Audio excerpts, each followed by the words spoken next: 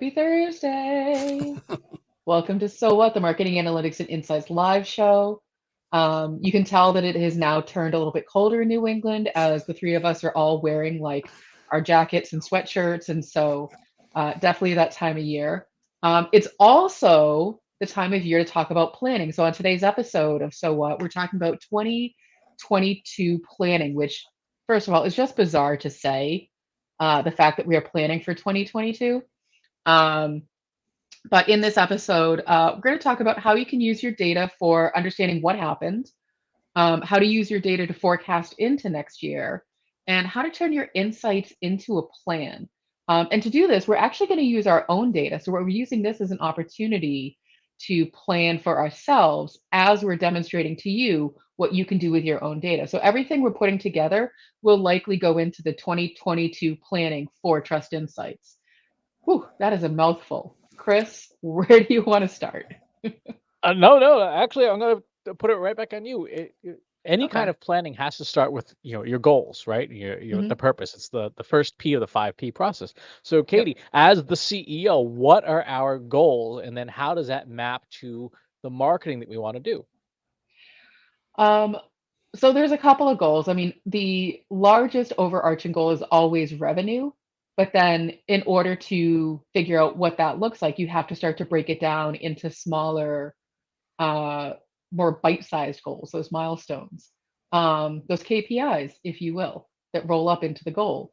And so the way that I'm thinking about our goals moving into next year are three major buckets: awareness, engagement, and conversions. And so I've been taking a look at our funnel, and what we know about our customer base is that once they are raising their hands and saying, I want to work with Trust Insights, the close rate on those deals is really, really high. What we need to focus on as a company to grow and get more people into that conversion to therefore grow the revenue is we need to build awareness, and then we need to strengthen our engagement and teach people more about what it is that we do so that the conversion from awareness to engagement, engagement to goal completion, which is the sale, gets stronger, gets tighter. Okay. So you're saying we don't really have, well, I guess we do definitely have an engagement issue, right? We don't have a Mhm. conversion issue. How about an Right. awareness issue? We have a bit of an awareness issue. We typically rely on social media, word of mouth. Historically, we had been relying on events. A lot of the shows, Chris, that you and I tend to do, John, you pop in and out of the Boston, local scene. And those just for the past year and a half haven't been happening. And virtual events, unfortunately for us, like we've done a lot of them, but don't bring in the same kind of traffic, um, probably because people are fatigued and tired of sitting on calls. And so we have seen the numbers of our awareness, people visiting our website, people going to our services pages, those have dropped. Not drastically, but we're seeing the decline in terms of going, huh, I wonder who these guys are. What can they do? Okay. Well, I think that's probably a decent place to start. I mean, there's a whole bunch of different data we could take a look at, and maybe we should start like the very biggest picture, then start to zoom in. What do you think? I think that that makes the most sense because we need to understand everything holistically and then start to break it apart. And I think that we were talking with one of our clients about that earlier, is we tend to talk to one team at a time about one particular context, but then they try to switch context and almost kind of have to start the conversation all over again. And we have the luxury of being a small company. We're looking at all three members of the team right now. And so for us to look at the company as a whole is actually not that big of a deal.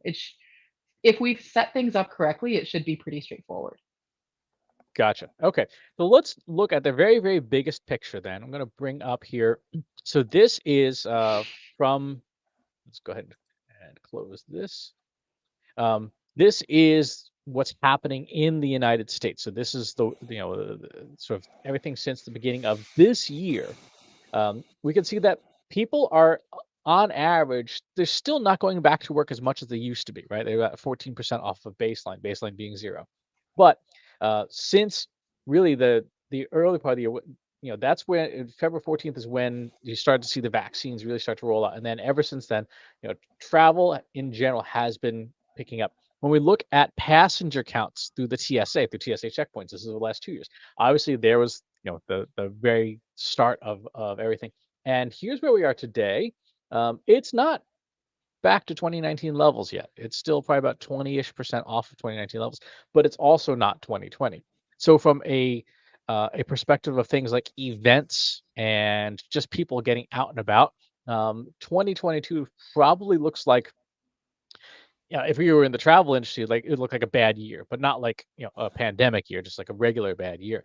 For our business, it looks kind of like closer to normal, I guess, is the or closer to pre-pandemic conditions is the way I would characterize it. What do you think? It's definitely getting there for sure. And I think it's interesting that you're looking at this data. And I think it would be helpful if you would explain, to the people watching why you're looking at travel data when we're a data analytics company. How do those two things relate to each other? The travel data is a benchmark for uncertainty, right? The more uncertain conditions are, the more people aren't sure what's happening, um, the less likely they are to go on things like business trips and stuff. And also, that means you're going to have known issues with stuff like supply and demand and stuff. So the closer things are to pre-pandemic levels, that means all of the business activities, all of the consumer activities that drive our customers will be closer to normal. To look at our industry a little more specifically, I think this would be some interesting findings there. Let's take a look at consulting, right? So management consulting services, which is what we do. This is the 15-year perspective. Let's go last 5 years here. This is from FRED, the St. Louis Federal Reserve Economic Database, published by the United States government. January 2021, in terms of prices that consulting firms can charge, clearly took a big step up, right? So this has been and continues to be a really, really good time for management consulting firms to command pretty much whatever they want for pricing. Because what's happening is that a lot of companies in the space are at a point where they're saying, we need help figuring out what to do. Right? We need help with our people, our processes, our technology. Somebody come and please help us. Do you think that it's also due to staffing issues? I know that I don't remember what it's called. It's like the great everybody quits. Great The Um, Great resignation. Yeah. Resignation. Thank you. The Great Resignation. I can never remember that for some reason. Um, I'm wondering also if, you know, this is spiking because companies are like, well, we just need to bring someone in to do the work because half our team just quit. So we got to bring in this outside company. There is some of that, but if we look actually in professional services and stuff, the number of job openings, let's bring this down to 5 years to make it a little easier to see, um, is also at nearly all-time highs. So it's a double-edged sword. Consulting firms are having a difficult time getting people too. So it's not, there's shortages everywhere in terms of labor and Mhm. talent, and those are definitely things that have an impact on our industry and have an impact on the kinds of demand that we're facing and that our customers are facing. So as we go into 2022, what it looks like right now is that within reason, Katie, you could set our pricing to be whatever you want it to be, right? Yeah, not But like it $1 billion. right, but it looks like that if we were ever to really focus in on awareness, this would be the time. We want people to know we're here, we can help. Exactly. Um, so that's the big picture. Now, if we zoom into us, I was looking at our Google Analytics data. Let's look at just our website users. So we're going to keep only. The Mhm. gray line there is today, right? So everything to the left of the line is what's happened this year to date so far, and everything the right-hand side line is our forecast, what's likely to happen next year. In general, it looks like 2022 from our forecast it looks to be a modest improvement over 2021. We see that. In fact, let's slap a trend line on this. So there's a trend line, not as up and to the right as obviously you would hope for, just for sheer marketing fun, but it's going in the right direction. And it looks like, at least in the first quarter, January, no, sorry, December, January looks like it should be a month where we should expect to see a lot of traffic. It also means that from a campaign perspective, it's probably a time when we want to have a lot of campaigns ready to go, ready to, Mhm. as you were saying, let people know, hey, we're here and we're here to help. And so I think that's where, I mean, so timing wise, that's great. The challenge then that I would pose back to both of you to help me figure out is, where do we go to let people know who we are and what we do? So this is where we get into, let's exclude users, start looking at our channels, right? So when we start looking at our channels, the channel has driven us this year really is email, right? Mhm. It is far and away, and will continue to be so. Um, Social media, we're seeing, after a low in July, it looks like we're certainly, going to be seeing some improved results there. The one that I'm concerned about is this orange line, organic search, right? It goes in definitely the wrong direction. It has been going in the wrong direction for a while. And the Mhm. referral traffic, I mean, we don't do a whole lot with that to begin with. So Mhm. there's not anything like super revelatory there. But this is the one that I think we need to figure out and fix. I agree with that. And that's, one of the things that we do that we know and we've been talking about is our rate of creating original content is lower than it should be. Some of that is due to just the sheer size of the company. Um, I mean, actually, no, all of it is due to the sheer size of the company. And that's something that we need to solve for. And so myself and John and you all need to be contributing more content than we are. Right now, what we're doing is we are repurposing the content that we create for the newsletter, knowing that email is our strongest channel, and then reposting that as blog posts. And so that is giving us the same content in two places, which is great, but it doesn't cover all of the different things that we should be talking about. Yeah, I would agree. I think the other thing is that the content we create hasn't been fully aligned to what the market is looking for. Um, so if we were to take, we've been working on our keyword lists now for well, like 4 or 5 episodes, and if we just slap them in a keyword landscape in terms of the things that there's opportunities around, which is Mhm, this quadrant here. Let me make this annotation go away because that's annoying. Um, this is difficulty 0 to 100. 100 is very difficult. 0 is super easy. This is logarithmic clicks, no traffic to lots of traffic. Things like, marketing consulting, Facebook analytics, business analytics, Google Trends are all stuff that are in sort of the easy win category of stuff. Whereas a lot of the other things we've been talking about recently, some of them are really good and important strategic planning, change management frameworks and stuff, mhm. but in terms of easiness, but they don't have necessarily the traffic behind them. And then obviously the stuff that is very difficult, things like, search and, content marketing and stuff. There's a lot of competition in those spaces. So one of the things we need to figure out is, in our content marketing, are we going after the right things that will get traffic to us, that'll build that awareness on the unbranded side? Because if you look at our search console data, which is this here, in terms of the terms and phrases that get us um, search traffic, it's our brand name, Mhm. right? So that's good because it means people are searching for us, Right. but that's bad because it then means that our search strategy is highly dependent on brand awareness.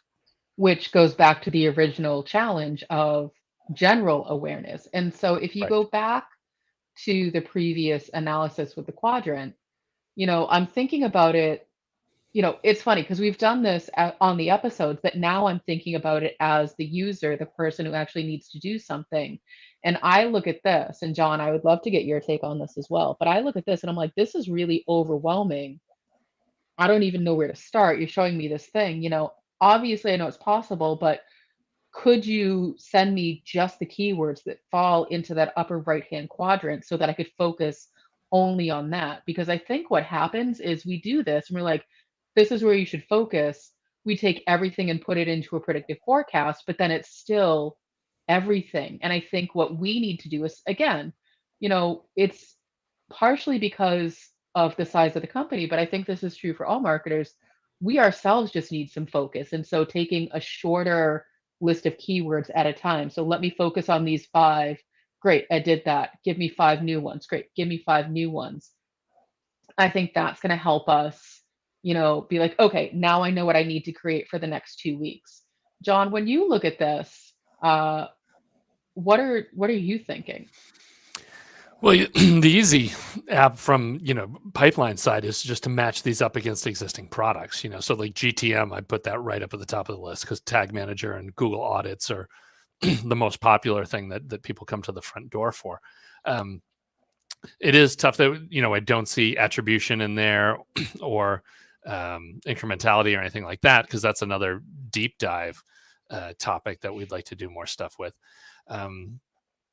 And then it's just a kind of a matter of matching stuff that we have to what we can already put in the pipeline too. The other one is customer experience, because like we have our digital customer journey, but I've seen customer experience actually being a term that's kind of ramping up faster and getting more bites. So that's another thing I'd like to think about content. Can we grab a couple of these content topics, but also weave in customer experience, and so we can feature that product. So but Mhm. again, it's all pretty much, I'm thinking from the product side.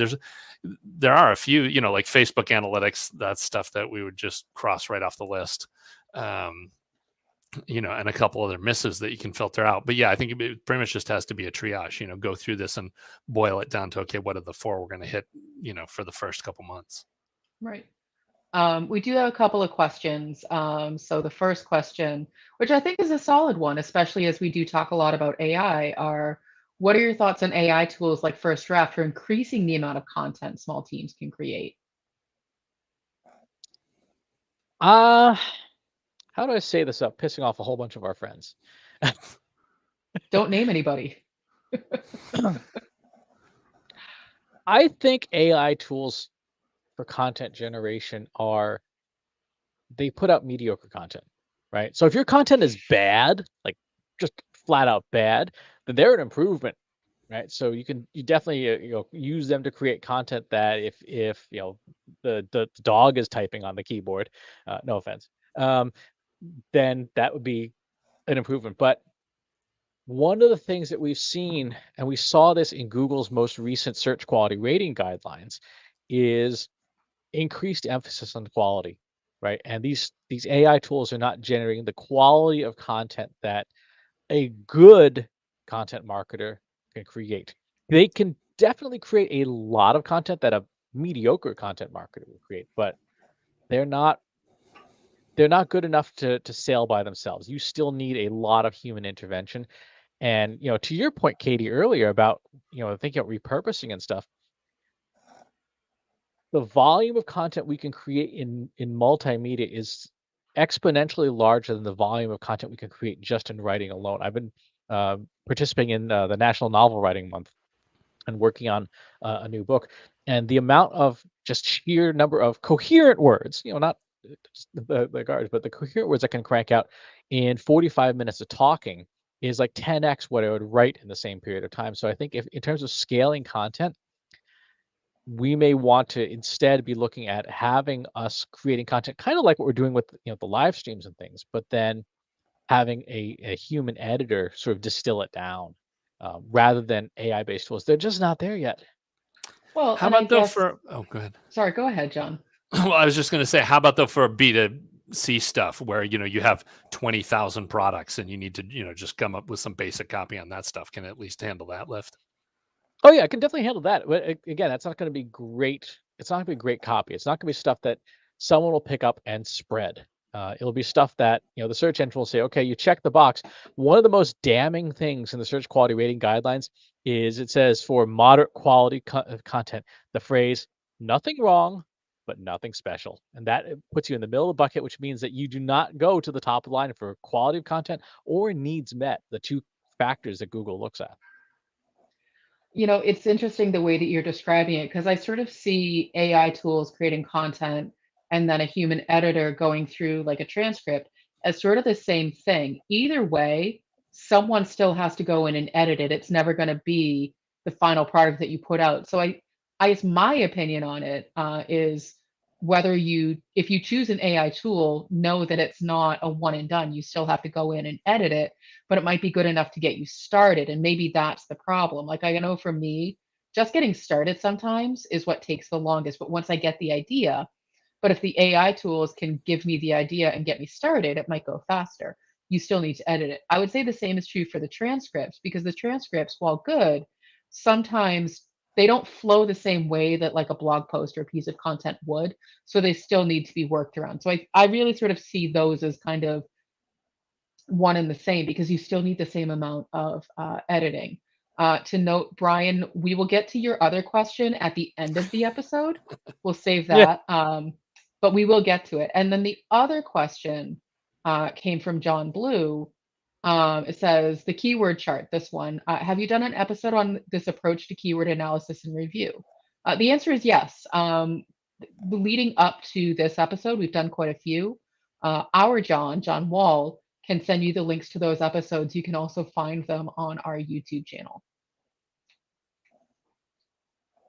Exactly. So that is where we are in terms of sort of the keyword search topics and things, and where from a channel perspective, marketing, where we are organic. Like I said, I'm concerned about it. I think there's issues there that we need to address. With social, one of the things that we do that is conflated in here that you'd have to break out obviously into the individual source meeting combinations. A lot of what we classify as social includes stuff like Slack, Mhm. the different Slack groups we participate in. So this is not just Twitter, Facebook, LinkedIn. This is anything we do that, because we consider Slack social media. We consider YouTube a form of social media as well, and so that's what's reflected in there as well. One of the easy wins that we just don't do it is when we have blog content that goes up, it doesn't get shared out on social media. And so that would be part of the awareness tactics is to be sharing that content because we do have two posts a week that yes, they're from the newsletter, but they're still original content. One is data focused and one is more what we do services focused, how we solve problems. That content doesn't get reshared on social media. And that's something that from a process standpoint, we would need to figure out how, to operationalize that, but that could and should be an easy win for us because the content already exists. It's just a matter of sharing it. Yep, agreed. And then the other question I would have is, what are we measuring on? Right? What are the metrics that we want to have in, say, like our Google Analytics account that indicate that we're being successful? Right now, we have a basket of, I think, about 6 different measures. Let me pull up our Google Analytics account here. And so part of our strategic planning process has to be, are these things that we actually care about? So we have literally anytime anyone gets to a thank you page is a Mhm. goal completion. Newsletter signups, people clicking on the links to go subscribe to a podcast, people clicking on an actual podcast MP3 link itself, a purchase of a course, and then our contact form. Do those reflect the reality that you would want to see as someone making decisions about our marketing? What's missing? The any thank you has been problematic since we set up the company, and it's not something we've revisited. Um, because when we do our attribution reporting, our newsletter sign up, our contact form, those all get a thank you. So those actually roll up into that any thank you goal. Um, but I mean, the big thing is the couple of things that I care about in terms of metrics are newsletter sign up because that's our engagement metric. That's our middle of the funnel. The contact us, um, it depends on what the person's contacting us for. It kind of falls in between engagement and the bottom of the funnel, the qualified person. So I would need to really sort of sit back and think like which of these fill awareness, which of these fill engagement, and which of these, the purchase a course is obviously that's the bottom of the funnel. And so that's the way that I need to rethink this. So I guess the short answer, even though it's long-winded, is we need to reevaluate these goals and reset some of them because obviously there's ones that aren't even using, or ones that aren't getting filled out. The other metric that I look at is just numbers of people that come to the website, but that doesn't need to be a goal. That's just something that I can track in Google Analytics very easily because that for me is the measure of awareness. People know who you are, so they go to your website, or people want to know more about you, they go to your website. From there, I would want to dig into specific pages like different services pages or the About Us page, things that tell people what it is we do and who we are. I will disagree with you on whether on those needing to be goals, and here's why. I didn't Google's say they active needed to be goals. I said those are metrics that I look at in Google Analytics. right, but I'm saying they should be goals. You think those should be goals? Here's why. The attribution analysis engines underneath the hood can't perform that analysis unless it's a goal. So if you set up new users to the website or new users from organic search or returning users, then all of the attribution engines have them as goals and can do things like, source medium computations, etc. um, and that goal completion, like even in our own, multi-touch attribution model, if we set up users from organic search as a goal in Google Analytics, then we could see what things contribute to that from a multi-touch perspective. It logic you would think, okay, it's just going to be all Google organic, right? Because that's coming. But we know that other channels play a role in this thing. It's not you can't just take organic search and put it on its own little island and say it doesn't impact anything else and nothing else impacts it. That's we know that's not true. I would be willing to wager a very small pastry, like maybe like a beignet, that email is actually a strong indirect driver of organic search. Because again, if you are aware of us for any reason, you may go Google us. I don't disagree with you. I think that it would be an interesting exercise to set up new users to the website as a goal. Um, but I don't want to think about it in terms of organic search. I want to think about it in terms of where are people getting their information that brings them to our website in the first place? Maybe it is organic search. Maybe it is email, but they would have to have some awareness of us in order to sign up for the email. So I feel like, that's the kind of question I would want to answer. So, it's interesting. I never thought of putting the funnels themselves as the metrics that contribute to the sales funnel as goals so that we can then see what's working for each of those pieces. Yep, it's like, earlier on this week's podcast, which if you haven't watched the episode, go to trustinsights.ai/TI podcast. We were talking about the process of baking bread and how each stage, mixing and resting and rising and stuff, there are actually metrics for each of those, right? And you can tell, like, Mhm. if you have not let the bread rise for long enough, or it's like 5 degrees in your house, and then then you need to do something else. Even the recipes, they say, like, rest until it's doubled in volume. Well, how do you know? You've got to measure it. And those metrics, this is kind of like we talk about when we're talking about KPI mapping. Those metrics are not the business goal, but those are the Right. KPIs for that stage. And we don't have that in here right now. We have sort of the marketing qualified lead stage here, where we can say somebody's now a marketing qualified lead, but that's really about it. So we don't have anything prior to that, and it might be worth doing that.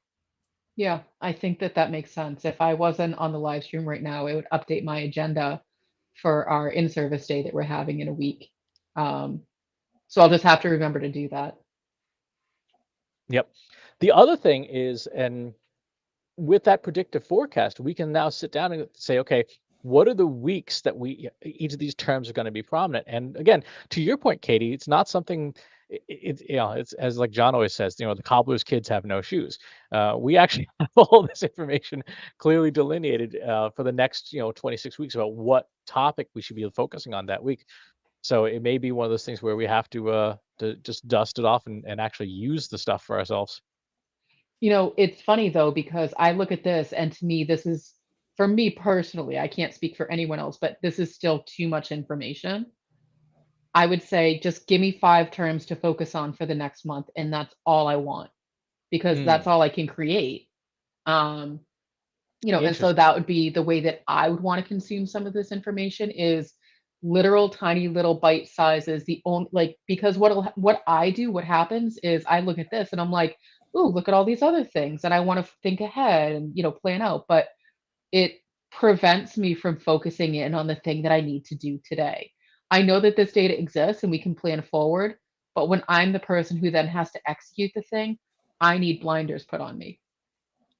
Gotcha. So if we took our keyword forecast to condense it down to months instead of weeks, which is what we normally do, and said these are the top five, these 5 words, do these 5 words in January, and then Mhm. come February, do these 5 words in February. That's like Yep. the level you need to be at.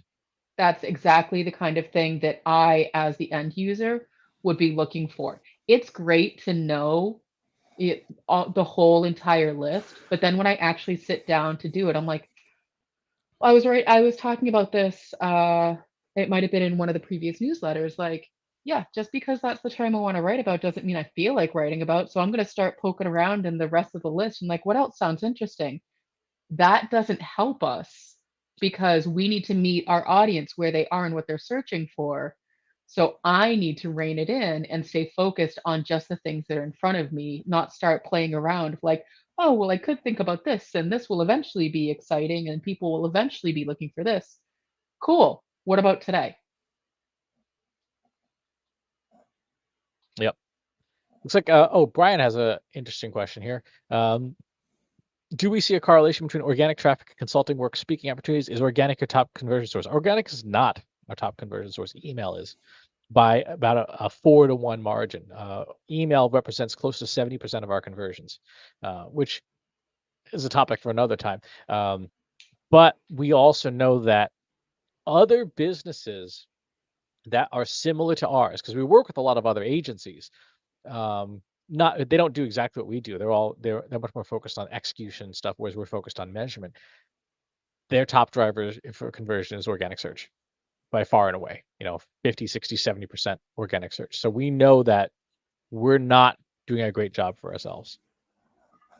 But to that, to his question as well, our speaking opportunities, much like everybody else, have looked very different over the past 18 months. When we first founded the company, speaking was one of the top reasons someone came to us and converted and said, I want to buy something from you. I want to work with you because they would have the opportunity to sit and see one of us talk about a topic, talk about a problem that they were having. And yes, we still do that in a virtual setting, but what we've seen, at least for us, is it's just not the same experience for people. And so once that starts to come back, I would like to track and see, do those speaking opportunities, boost the awareness and conversion numbers? And speaking opportunities too are much more closely linked to interpersonal relationships. Events we've spoken at in the past, people who are running events, people we know, as opposed to organic search. I mean, I would say 95% of the bookings that we get as speakers are from people we already know or people we've worked with in the past. And it's very rare that we get, more than a handful of people who are like, I've never heard of you, even, heard of your event before. You get the spammy ones, but in terms of like legitimate speaking opportunities, there's not that many that come into organic search for us. Mhm. Okay, so where are we, Katie? What is our plan? What are we gonna do? So our plan, John, write this down because Start you're gonna have to writing. do all of it. Um, so our plan, at least to start for it to drive more awareness, there's a couple of things we're going to do. One is, first and foremost, we're going to revise our goals in Google Analytics to align better with our sales funnel, at least in 3 buckets of awareness, engagement, and conversion. So we're going to do that. That's something we won't do right now. Um, but then we're also going to take a look at the massive keyword research that we've done, that predictive forecast, and break it out into smaller chunks and try to figure out how each of us can contribute even if it's one or more original piece of content per week, per month on one of those topics to align with the timing. So we need to do that. The other thing we need to do is we have the content that we've created. We then need to do a better job of disseminating it. That should theoretically be the easy part. And so, whether that's updating our social scanner to include blog posts, or someone literally just we build a process, someone has to go in and share the blog post for that day on across all the social channels, that's a piece that's missing. So I would say those are the three things in the immediate that we need to do in order to boost our awareness.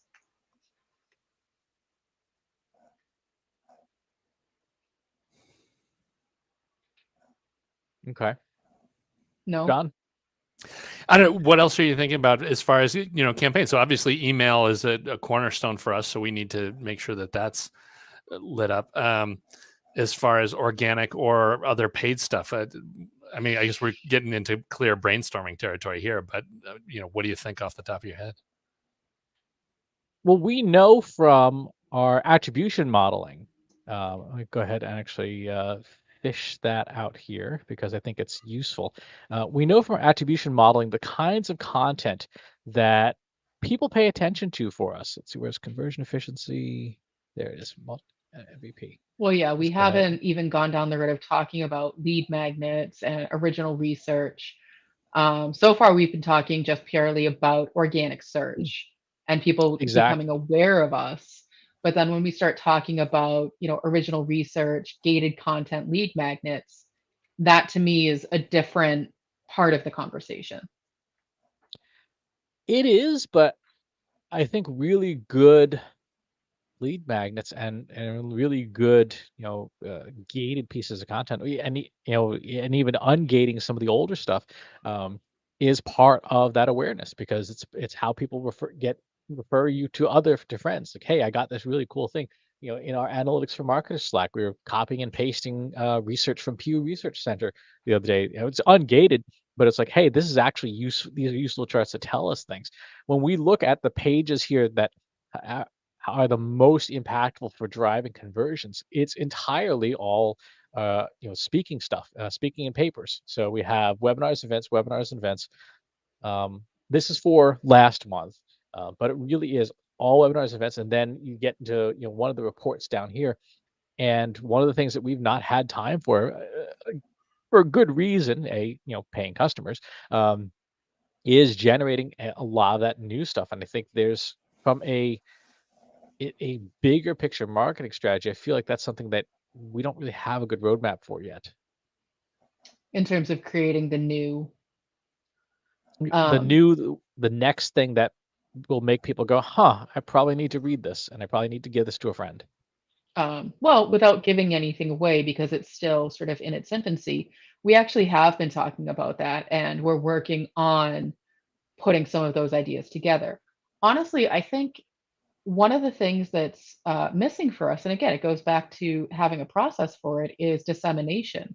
And so we obviously have the content, we have the master classes and the webinars and the speaking engagements that have already been created.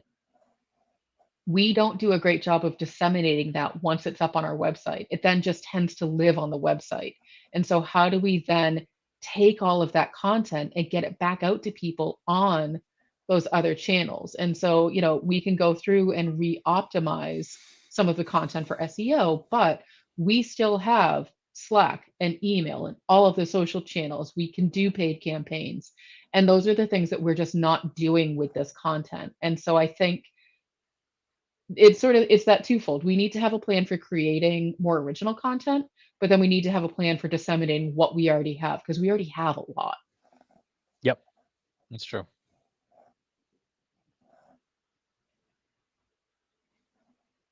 Hmm. All right. So where does that leave us for our 2022 plan? For our 2022 plan, the big thing is, our focus is going to be more focused content. Um, and so John, you were starting to get into this a little bit when we were looking at the keyword analysis, and you were sort of like mentally, okay, strike that one. Where's this one?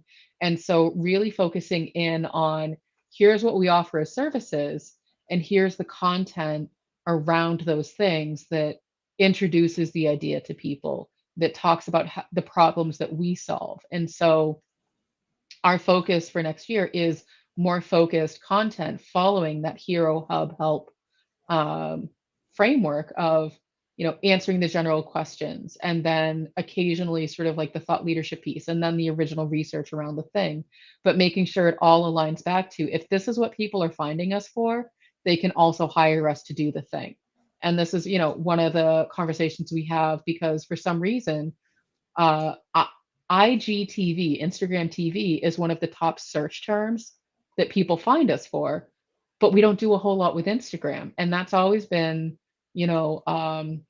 something I've been like struggling with, because we don't really do yeah, we can analyze the data, but we don't post, we don't we don't curate content for it, we don't do influencer stuff.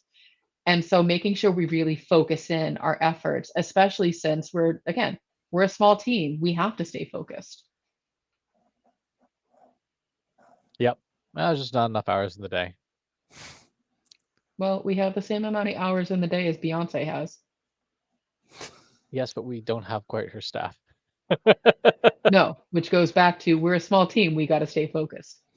Exactly. I mean, it's the same thing that people say about, folks like Gary Vaynerchuk. Like, yes, he can put out a lot of content because he literally has a personal staff of 27 people creating content for him. So it is not an apples to apples comparison. What do you think, John? What have we missed? What have we not talked about? What are your thoughts?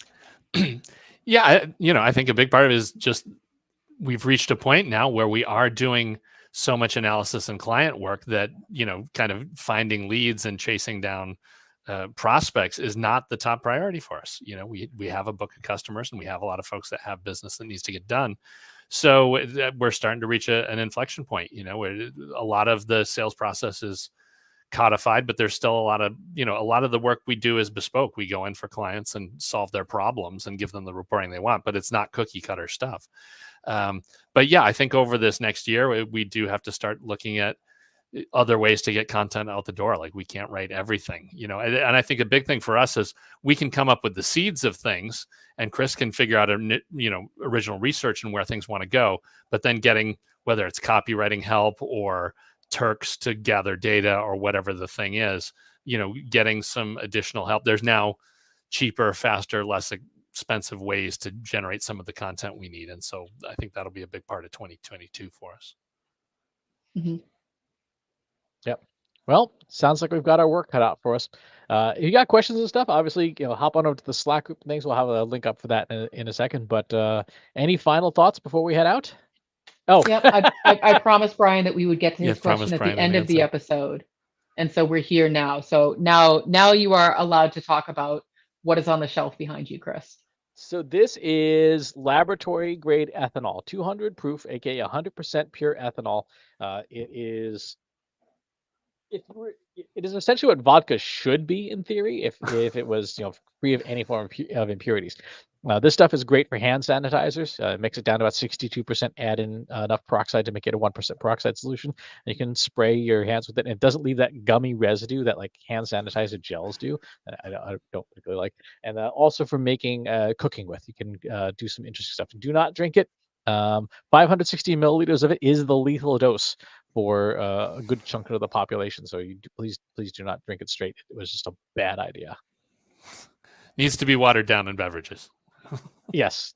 Water it down by almost 2/3, because 80 proof, which is what normal vodka is about 40% alcohol. So that's 100%. So do the math. Don't drink it.